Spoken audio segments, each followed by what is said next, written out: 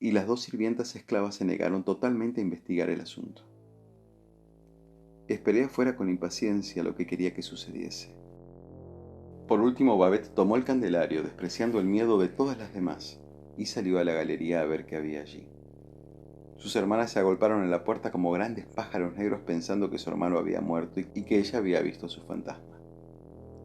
Por supuesto, debes comprender que Babette, con su fortaleza, jamás atribuyó lo que había visto a la imaginación o los fantasmas.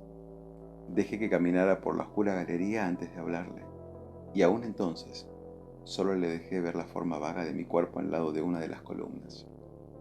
Dile a tus hermanas que se retiren. He venido a contarte de tu hermano. Haz lo que te digo. Ella se quedó un instante inmóvil y luego se dirigió a mí y trató de verme en la oscuridad. Tengo muy poco tiempo. No te haré el menor daño, le dije. Entonces obedeció. Diciendo que no era nada, les ordenó que cerraran la puerta y ellas obedecieron como la gente que no solo necesita a alguien que las dirija, sino que está deseando obedecer. Entonces salía la luz de las velas de Babette. Al muchacho se le abrieron los ojos. Se llevó una mano a los labios. ¿La miró tal como me estaba mirando a mí?, preguntó. Sí, supongo que sí. Pero con las velas siempre tengo un aspecto menos sobrenatural. Y a ella no traté de convencerla de que era una criatura normal. Solo dispongo de unos minutos, le dije. Pero lo que tengo que comunicarte es de la mayor importancia. Tu hermano luchó con coraje y ganó el duelo. Pero espera, debes saberlo ahora. Ha muerto. La muerte fue proverbial para él. La asaltante nocturna contra la que nada pudo hacer su bondad o valentía. Pero esto no es lo principal que he venido a contarte. Es lo siguiente. Puedes dirigir la plantación y salvarla, que nadie te convenza de lo contrario. Debes ocupar su lugar, pese a todas las opiniones, a todas las palabras convencionales sobre el sentido común y lo que se debe hacer. No debes escuchar a nadie. La misma tierra está aquí ahora igual que ayer, cuando tu hermano dormía en ella. Nada ha cambiado. Debes tomar su lugar. Seréis 5 mujeres condenadas a una mísera pensión que viviréis la mitad o menos de lo que os puede brindar la vida. Aprende lo que debes saber. No te detengas ante nada hasta que tengas las respuestas. E imagina mi visita como la prueba de tu valentía siempre que desfallezcas. Debes tomar las riendas de tu propia vida. Tu hermano ha muerto. Pude ver por la expresión de su cara que escuchaba cada palabra mía. De haber tenido tiempo me hubiera hecho preguntas, pero creyó cuando le dije que no lo sabía. Luego utilicé toda la habilidad para dejarla lo más rápido posible y parecer que había desaparecido. Del otro lado del jardín, vi su rostro iluminado por la vela. La vi intentando verme en la oscuridad mirando para un sitio y el otro. Y luego la vi hacer la señal de la cruz y volvió adentro con sus hermanas. El vampiro sonrió. En toda la costa nada se dijo acerca de una extraña aparición a Babette Frenier, pero después del primer duelo y de las tristezas conversaciones entre las mujeres solitarias, ella se convirtió en el escándalo de la región porque decidió dirigir su plantación. Acumuló una inmensa dote para su hermana menor, y a los pocos años ella misma se casó. Y Lestat y yo casi ni intercambiábamos palabras. ¿Continuó viviendo en Pont du Lac? Así es. Yo no podía estar seguro de que Lestat ya me hubiera dicho todo lo que yo necesitaba saber. Y yo necesitaba disimular. Mi hermana se casó en mi ausencia, por ejemplo, mientras yo sufría el paludismo. Y algo similar me sucedió el día del funeral de mi madre. Mientras tanto, Lestat y yo nos sentábamos cada noche a cenar con el anciano y hacíamos ruidos con nuestros cuchillos y tenedores. Y él nos decía que comiéramos todo lo que teníamos en nuestros platos y que no bebiéramos demasiado vino. Con cientos de miserables dolores de cabeza yo recibía a mi hermana en el dormitorio, a oscuras, con las mantas hasta la barbilla. Le pedía a ella y a su marido que disculpasen la falta de luz, puesto que me hacían daño en los ojos, y le entregaba grandes sumas de dinero para que invirtieran en el nombre de todos. Por suerte su marido era un idiota, inofensivo, pero un imbécil, el producto de 4 generaciones de matrimonios entre primos hermanos. Pero aunque estas cosas iban bien, empezamos a tener problemas con los esclavos. Ellos sí eran suspicaces, y como ya he indicado, Lestat mataba a quien se le ocurría. En consecuencia, siempre había rumores de extrañas muertes en esa parte de la costa. Pero lo que motivó esas murmuraciones fue lo que ellos veían de nosotros, y yo los oí un atardecer cuando estaban entre las sombras cerca de las cabañas de los esclavos. Ahora permíteme que te explique el carácter de esos esclavos. Corría el año 1797. Hacía 4 años que Lestat y yo vivíamos en una paz relativa. Yo invertía el dinero que él adquiría, aumentando las tierras, comprando pisos y casas en Nueva Orleans que él alquilaba.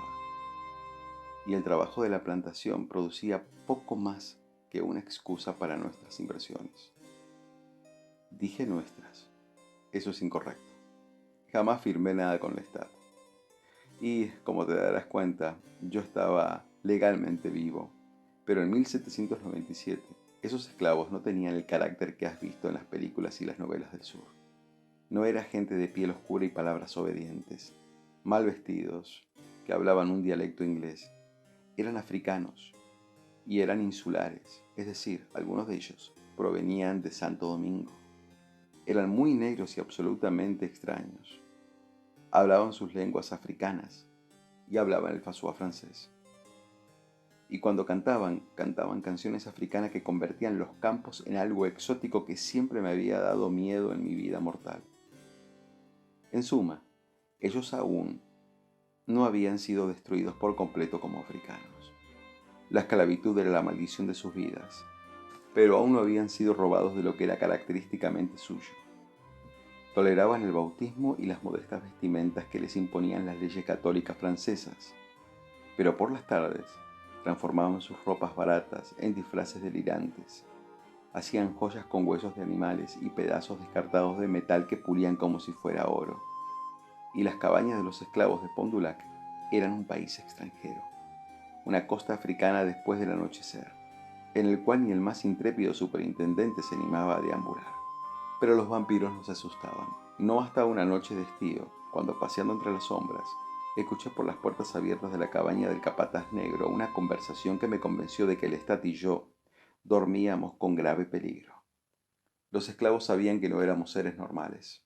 En tonos susurrantes, las criadas que vislumbré a través de una grieta contaron cómo nos vieron cenar con los platos vacíos, llevándonos copas vacías a los labios, riéndonos con nuestros rostros blancos y fantasmales a la luz de los candelabros, y el pobre ciego era un tonto indefenso en nuestro poder.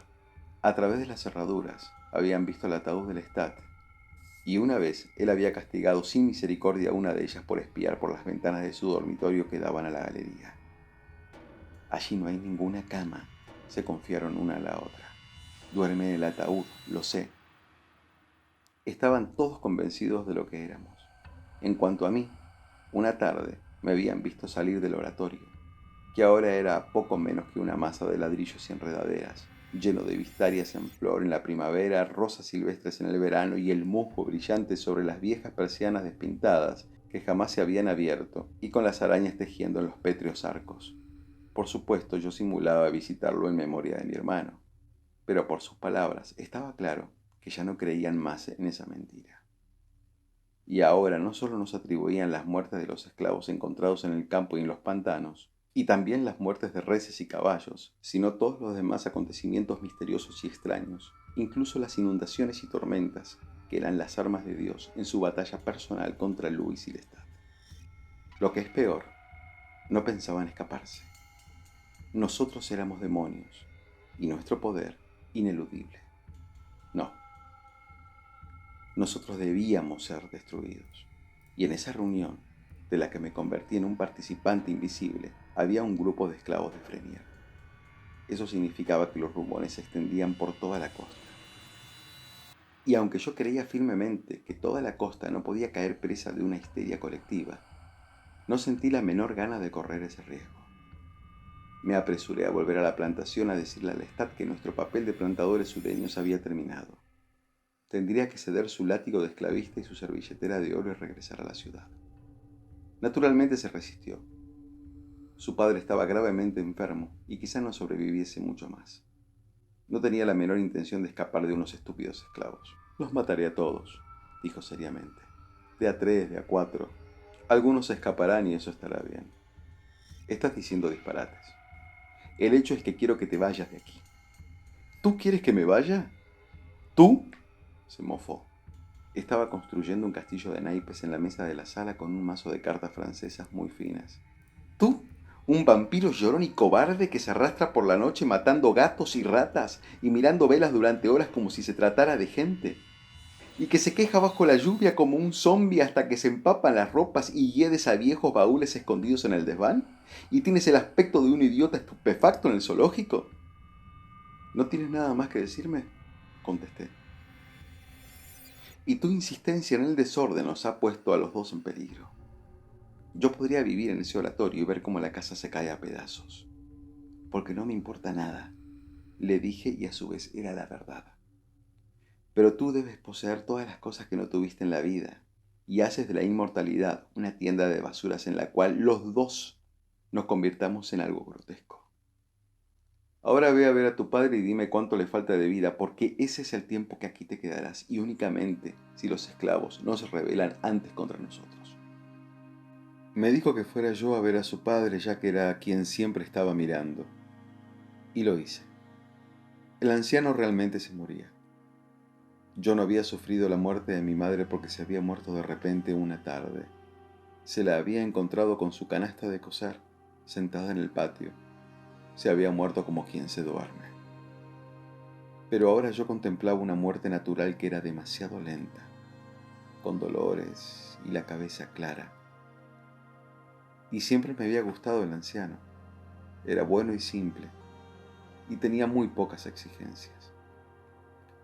De día se sentaba en la galería dormitando y oyendo los pájaros. Por las noches, cualquier charla nuestra le hacía compañía. Podía jugar al ajedrez sintiendo meticulosamente cada pieza y recordando toda la situación en el tablero con una precisión admirable. Y aunque Lestat nunca jugaba con él, yo lo hacía a menudo. Ahora estaba echado, tratando de respirar, con la frente ardiendo y la almohada húmeda de sudor. Y mientras gemía y pedía que llegara la muerte, Lestat, en el otro cuarto, empezó a tocar el clavicordio. Le cerré la tapa de golpe y casi le atrapó los dedos. No tocarás mientras se muere tu padre. Al diablo que no, me replicó. Tocaré el tambor si quiero. Y cogiendo una gran bandeja de plata de una mesa, la empezó a golpear con una cuchara. Le dije que se detuviera y que lo obligaría a dejar de hacerlo.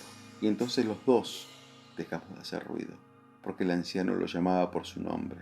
Decía que debía hablar con Lestat antes de morir. Le dije a Lestat que lo fuera a ver. El sonido de su llanto era terrible. ¿Y por qué debo ir? Me he ocupado de él todos estos años. ¿No es suficiente? Y sacó del bolsillo un cortaplumas y empezó a limpiar sus largas uñas. Mientras tanto, te debo decir que yo, consciente de la presencia de los esclavos en la casa, estaban vigilando y escuchando. Yo esperaba que el viejo muriera a los pocos minutos. En una o dos oportunidades anteriores, varios esclavos habían tenido sospechas o dudas, pero nunca de esa manera. De inmediato llamé a Daniel, el esclavo a quien le había dado el cargo y la posición del superintendente. Pero mientras lo esperaba, pude oír al anciano hablándole al Lestat. Este estaba sentado con las piernas cruzadas, limpiándose las uñas, con las cejas arqueadas y concentrado en lo que estaba haciendo. Fue la escuela, decía el anciano. Oh, yo sé que tú te acuerdas. ¿Qué te puedo decir? Gimió. Mejor será que lo digas, dijo Lestat, porque estás al borde de la muerte. El anciano dejó escapar un ruido terrible y sospechó que yo también emití un sonido. Realmente yo detestaba a Lestat. En ese momento pensé en hacerlo salir de la habitación. Pues tú lo sabes, ¿no es así? Hasta un tonto como tú lo sabe, dijo Lestat.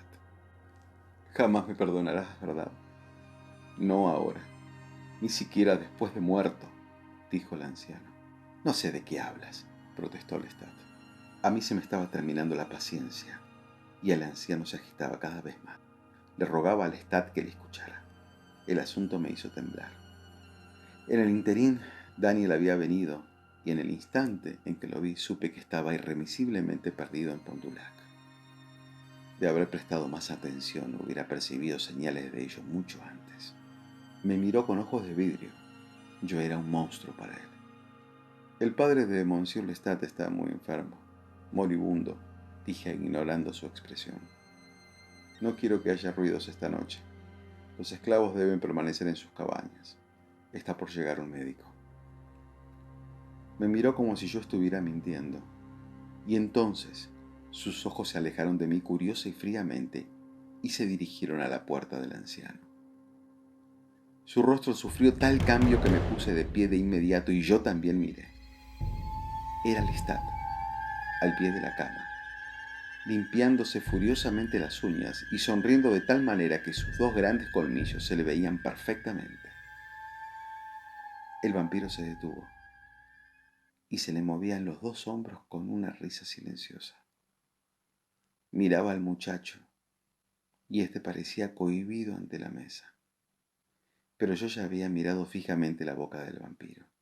Había visto que sus labios tenían una textura diferente a la de su piel, que eran sedosos y delicadamente delineados, como los de cualquier persona, pero mortíferamente blancos. Y había vislumbrado los blancos dientes. Pero el vampiro tenía un modo de sonreír tan cuidadosamente que jamás los exponía completamente, y el chico ni había pensado en los colmillos hasta ese momento. ¿Te puedes imaginar, dijo el vampiro, lo que eso significaba? Tuve que matarlo. ¿Qué tuvo qué? Dijo el muchacho. Tuve que matar al esclavo. Empezó a correr. Hubiera alarmado a todos los demás. Quizás pudiera haber sido arreglado de otro modo. Pero yo no tuve tiempo. Entonces corrí tras él y lo alcancé. Pero entonces, al encontrarme haciendo lo que no había hecho durante 4 años, me detuve. Ese era un hombre. En la mano tenía un cuchillo de mango de hueso para defenderse. Pero se lo quité fácilmente y se lo hundí en el corazón. Cayó al instante de rodillas, desangrándose, con los dedos alrededor de la hoja. Y la visión de la sangre, su olor, me enloquecieron. Creo que gemí en voz alta, pero no me acerqué. No pude hacerlo. Entonces recuerdo haber visto la figura de Lestat a través del espejo del aparador. ¿Por qué hiciste eso?, me preguntó. Me di la vuelta para mirarlo a la cara, decidido a que no me viera en ese estado de debilidad. El anciano deliraba, continuó diciéndome. No podía acabar de comprender lo que decía el anciano. Los esclavos lo saben. Debes ir a las cabañas y vigilarlos, pude decirle. Yo me ocuparé de tu padre. Mátalo, dijo Lestat. ¿Estás loco?, le contesté. Es tu padre. Ya sé que es mi padre. Por eso no puedo matarlo. Si pudiera lo habría hecho hace mucho tiempo, maldito sea. Tenemos que irnos de aquí y mira lo que has hecho matando a este. No hay tiempo que perder. Su mujer estará aquí aullando dentro de unos momentos o enviará a alguien aún peor. El vampiro suspiró. Eso es verdad. Lestat tenía razón. Yo podía oír a los esclavos reuniéndose en la cabaña de Daniel esperándolo. Daniel había sido lo suficientemente valiente como para entrar en la casa embrujada. Si no regresaba, los esclavos serían presa del pánico y se transformarían en una multitud peligrosa. Le dije a Lestat que los calmara, que usara toda su autoridad como amo blanco y que no los alarmase con sustos. Entonces entré en el dormitorio y cerré la puerta, y sufrí otro golpe en esta noche traumática, porque yo jamás había visto al padre de Lestat en ese estado. Estaba sentado, inclinado hacia adelante, hablándole a Lestat, rogándole a Lestat que le contestase, diciéndole que comprendía mejor su amargura que el mismo Lestat. Y era un cadáver viviente. Nada animaba su cuerpo hundido, salvo una voluntad determinada. Por ende, sus ojos, debido a su resplandor, estaban todavía muy hundidos en su cráneo. Y sus labios, con los temblores, afeaban aún más su boca amarilla. Me senté al pie de la cama sufriendo de verlo en ese estado y le di mi mano. No te puedo contar lo que me conmovió su aspecto, porque cuando traigo la muerte, es algo rápido e inconsciente y que deja a la víctima como en un sueño encantado. Pero esto era el decaimiento lento, el cuerpo negándose a rendirse al vampiro del tiempo que lo había desangrado durante años sin fin. Lestat, dijo él, por una sola vez, no seas malo conmigo. Por una sola vez, sé para mí el muchacho que fuiste. Mi hijo, lo dijo una y otra vez. Mi hijo, mi hijo. Y entonces dijo algo que no pude oír sobre la inocencia y la destrucción de la inocencia.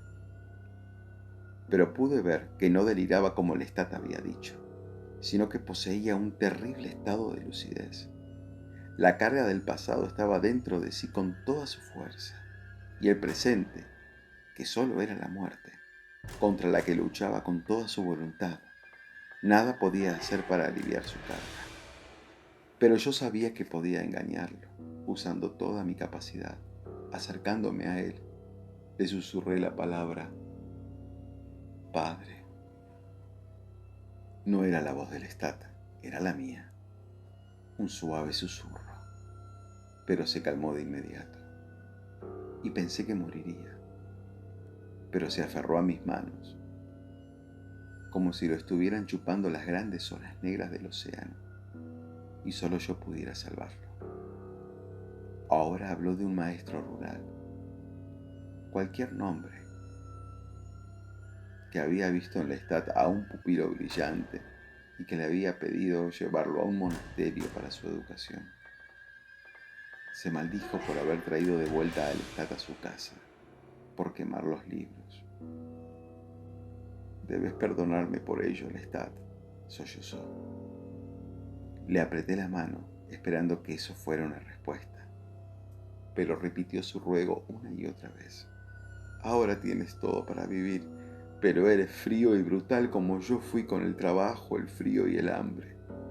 Lestat, debes recordar, eres el mejor de todos. Dios me perdonará si tú me perdonas. Pero en ese momento, el verdadero Lestat apareció en la puerta. Le hice un gesto para que guardara silencio, pero no lo vio. Entonces tuve que ponerme de pie rápidamente para que su padre no pudiera oír su voz a esa distancia. Los esclavos se habían escapado de su presencia. Pero están allí fuera, se han reunido en la oscuridad. Los oigo, dijo Lestat, y luego echó una mirada al anciano. Mátalo, Luis, me dijo, y su voz fue el primer ruego que le había escuchado, y se puso hecho una furia. ¡Hazlo! Acércate a su almohada, contesté, y dile que le perdonas todo, que le perdonas haberte sacado de la escuela cuando todavía eras un niño. Díselo inmediatamente, ahora mismo. ¿Por qué? Dijo Lestat haciendo una mueca y su cara pareció más cadavérica. ¿Sacarme de la escuela? Maldito sea. ¡Mátalo! ¡Mátalo!, dijo dejando escapar un rugido de desesperación. No, dije yo. Tú lo perdonas o lo matas tú mismo. Vamos, mata a tu propio padre. El anciano rogó que le dijéramos lo que estábamos haciendo y llamó. Hijo mío. Y Lestat bailó como el enloquecido Rumpelstiltskin, a punto de traspasar el suelo con el pie. Fui hasta el ventanal, pero pude oír a los esclavos congregándose alrededor de la casa de Pont du Lac, formando redes en la oscuridad, aproximándose. Tú eras José entre tus hermanos, dijo el anciano, el mejor de todos. Pero, ¿cómo lo podía yo saber? Lo supe cuando te fuiste, cuando pasaron todos esos años y ellos me ayudaron en nada. No me dieron ninguna paz. Y entonces tú regresaste y me sacaste de la finca. Pero no eras el mismo. No eras el mismo muchacho. Me volví al Lestat y prácticamente lo arrastré hasta la cama. Nunca lo había visto tan débil y al mismo tiempo enfurecido. Se soltó de mí y se arrodilló cerca de la almohada, echándome una mirada de odio. Yo me mantuve firme y le susurré. Perdónalo. Está bien, padre. Debes tranquilizarte. No tengo nada contra ti, dijo, y su voz aguda se sobrepuso a la furia que lo dominaba. El anciano se apoyó en la almohada murmurando unas palabras de alivio, pero Lestat ya se había ido. Se detuvo en la puerta con las manos sobre las orejas. ¡Ya vienen!, susurró dándose la vuelta para poder verme. ¡Mátalo, por Dios! El anciano jamás supo lo que le había sucedido. Jamás se despertó de su estupor. Lo desangré lo suficiente, abriéndole una herida grande para que muriese sin sentir mi pasión oscura. Yo no podía soportar ese pensamiento. Sabía que no importaría si encontraban el cadáver en ese estado, porque yo ya estaba harto de Pont du Lac y de Lestat, y de toda esa identidad como amo ridículo de Pont du Lac. Incendiaría la casa y tendría la fortuna que había acumulado con diferentes nombres justo para cuando llegara el momento oportuno. Mientras tanto, Lestat atacó a los esclavos. Dejaría atrás de él tal ruina y devastación que nadie podría saber a ciencia cierta lo que había sucedido esa noche en Pont du Lac. Y yo fui con él. Anteriormente su ferocidad siempre había sido misteriosa, pero ahora yo descubrí mis colmillos ante los seres humanos que escapaban de mi presencia. Mi avance superaba su velocidad patética y torpe mientras descendía el velo de la muerte o el velo de la locura. El poder y la prueba del vampiro eran inexpugnables, y fui yo quien regresó a las escalinatas a incendiar Pont du Lac. Lestat vino corriendo detrás. «¿Qué estás haciendo? ¿Estás loco?», gritó, pero no había manera de apagar las llamas. «Se han ido y tú estás destruyendo todo, todo. Saca tu ataúd. Tienes 3 horas hasta el alba», le grité. «La mansión es una pira funeraria». «¿Podría haberle hecho daño el fuego?», preguntó el muchacho. «Por cierto», dijo el vampiro. «¿Volvió al oratorio? ¿Era un lugar seguro?». «No, de ninguna manera. Unos 55 esclavos en la zona. Muchos de ellos no preferían la vida de un liberto, y lo más seguro era que fueran a Fremières o a la plantación Bellegarden. Yo no tenía la más mínima intención de quedarme allí esa noche, pero había poco tiempo para hacer alguna otra cosa». «Esa mujer, Babette», dijo el muchacho. El vampiro sonrió. «Sí, fui a ver a Babette. Ahora vivía en Frenier con su joven marido. Tenía tiempo suficiente para cargar mi ataúd en el carruaje y llegar a donde estaba ella». «Pero, ¿y Lestat?», el vampiro suspiró. «Lestat fue conmigo. Tenía la intención de irse a Nueva Orleans y tratar de persuadirme de que yo hiciera lo mismo. Pero cuando se dio cuenta de que pensaba esconderme en Frenier, optó por eso también. Quizás jamás hubiéramos podido llegar a Nueva Orleans.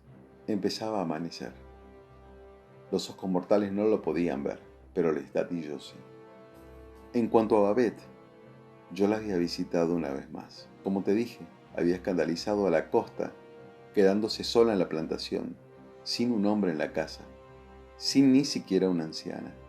El mayor problema de Babette fue que podía alcanzar el éxito económico únicamente a costa del aislamiento y del ostracismo social. Tenía tal sensibilidad que la riqueza en sí no le importaba nada. Una familia, hijos, eso era lo importante para Babette. Aunque fue capaz de mantener la plantación, el escándalo la había desgastado. En su interior estaba cediendo. Sin permitirle que me mirase, una noche la vi en su jardín. Le dije en mi voz más suave que yo era la misma persona de antes, que conocía su vida y sus sufrimientos. «No esperes que la gente te comprenda», le dije. «Son unos imbéciles. Quieren que te retires debido a la muerte de tu hermano. Usarían tu vida como si fuese aceite para la lámpara. Debes desafiarlos con pureza y con confianza». Me escuchó en silencio. Le dije que debía dar una fiesta de beneficencia, y esa beneficencia debía ser religiosa. Podía elegir un convento de Nueva Orleans, cualquiera, y dar allí una fiesta filantrópica. Invitaría a los amigos más íntimos de su madre difunta para que actuasen de chaperones, y ella haría todo esto con una total confianza en sí misma. Sobre todo una confianza perfecta. Lo único importante era la confianza en sí misma y la pureza. pues Babette pensó que esto era algo genial. No sé quién eres, y tú no me lo dices, dijo ella. Era verdad, yo no lo decía. Pero solo me puedo imaginar que eres un ángel. Y me rogó verme la cara. Es decir, me lo rogó a la manera de la gente como Babette, quienes en realidad no sienten inclinación de rogar nada a nadie. No se trataba de que Babette fuera orgullosa, simplemente era fuerte y honesta, lo que la mayoría de las veces hace del ruego. Veo que quieres preguntarme algo, dijo el vampiro y se detuvo.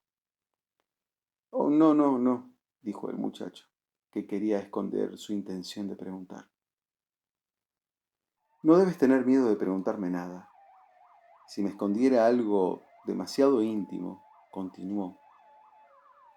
Y cuando el vampiro dijo esto, se le oscureció el rostro por un instante. Frunció el entrecejo y sus cejas formaron un hoyuelo que apareció arriba de su ceja izquierda como si alguien hubiera puesto un dedo, lo que le dio un especial aspecto de preocupación profunda. Si escondiera algo demasiado íntimo como para que tú preguntaras al respecto, en primer lugar, no lo mencionaría, dijo. El muchacho se encontró mirando fijamente los ojos del vampiro y las cejas, que eran como finos alambres negros en la piel tierna de los párpados. Pregúntame, dijo al muchacho. Usted habla de Babette, dijo el joven, como si su sentimiento para ella fuera especial. ¿Te di la impresión de que no podía sentir? Preguntó el vampiro. No, de ninguna manera. Es evidente que usted sintió algo por el anciano. Se quedó a reconfortarlo cuando usted mismo estaba en peligro, y lo que sintió por el joven Frenier cuando Lestat quería matarlo. Todo esto usted lo ha explicado, pero me estaba preguntando, ¿sentía algo especial por Babette? ¿Acaso ese sentimiento por Babette fue el que hizo que usted tratara de proteger al joven Frenier? ¿Quieres decir amor? Dijo el vampiro. ¿Por qué has vacilado en decirlo? Porque usted habló de sentimientos distantes, replicó el muchacho. ¿Piensas que los ángeles son distantes? Preguntó el vampiro. El chico lo pensó un momento. Sí, dijo. ¿Y los ángeles son incapaces de amar? Preguntó el vampiro. ¿Acaso los ángeles no contemplan el rostro de Dios con un amor total? El chico pensó un momento. ¿Amor o adoración? Dijo. ¿Cuál es la diferencia? Preguntó pensativo el vampiro. ¿Cuál es la diferencia? Insistió y no se trató de una pregunta dirigida a su interlocutor, sino que se lo preguntó a sí mismo. Los ángeles sienten amor y orgullo, el orgullo de la caída y odio, las poderosas emociones abrumadoras que sienten las personas distantes, en la que la emoción y la voluntad son una sola cosa. Dijo finalmente, ahora miró la mesa, como si lo estuviera pensando y no estuviera enteramente satisfecho de sus palabras. Por Babette yo sentía una emoción profunda. No es la más fuerte que he sentido por un ser humano. Levantó la vista y miró al muchacho. Pero fue muy intensa. Babette, a su manera, fue para mí un ser humano ideal. Se movió en la silla. La capa se agitó suavemente a su alrededor y él volvió la cara hacia la ventana. El chico verificó el estado de las cintas. Luego sacó otra de sus portafolios y pidiéndole perdón al vampiro, la colocó en la máquina. Perdóneme que le haya preguntado algo tan personal. No querría, dijo con ansiedad al vampiro. No preguntaste nada por el estilo, dijo el vampiro, mirándolo de improviso. Fue una pregunta correcta. Yo siento amor, y sentí algo de amor por Babette, aunque no el amor más grande que jamás haya sentido. Pero hubo un anuncio en Babette. Para volver a mi historia, la fiesta de beneficencia de Babette fue un éxito y le aseguró su vuelta a la vida social. Generosamente, su dinero disipó muchas dudas en las mentes de las familias de sus galanes y se casó. En las noches de verano, yo solía visitarla sin dejar que me viera o supiera que yo estaba allí. Iba a vigilar su felicidad y al verla feliz, yo también era feliz. Y aquella noche del incendio fui con Lestat a ver a Babette. Él hubiera matado a la Frenier mucho tiempo antes de no haberlo detenido yo. Y pensó que eso era lo que yo pensaba hacer. ¿Y qué paz conseguiríamos con ello?, pregunté yo. Tú dijiste que era un idiota. ¿Acaso piensas que no sé por qué me transformaste en un vampiro? No podías vivir solo. No podías solucionar las cosas más simples. Hace años que yo dirijo todo mientras tú te quedas sentado con un falso aire de superioridad. No tienes nada más que decirme. No tienes nada más que decirme sobre la vida. No te necesito ni me puedes ser útil. Tú eres quien me necesita. Y si tocas a uno solo de los esclavos de Frenier, te sacaré del medio. Será una batalla entre los dos, y no es necesario señalarte que tengo más inteligencia en un solo dedo que tú en todo tu cuerpo. Haz lo que te digo.